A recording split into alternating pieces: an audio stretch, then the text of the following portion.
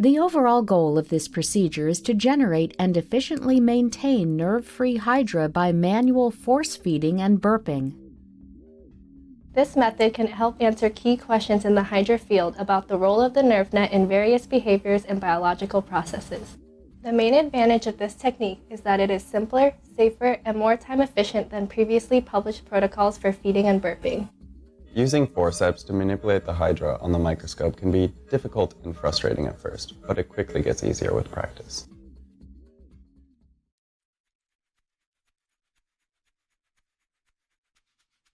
Begin by adding artemia cysts to a tall, narrow glass container that tapers at the bottom.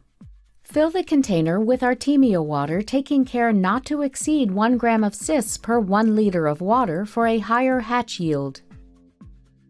Cover the top of the container with parafilm and insert a 10 milliliter serological pipette through the parafilm into the container, taking care that the pipette tip reaches the bottom of the container.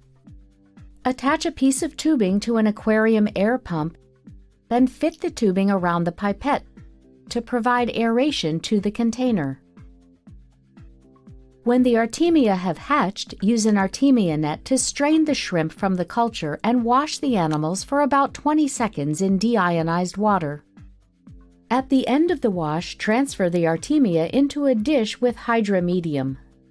Under a stereo microscope, use a pair of fine forceps to euthanize the shrimp with light squeezing, placing the freshly sacrificed artemia close to the Hydra to facilitate a fast feeding.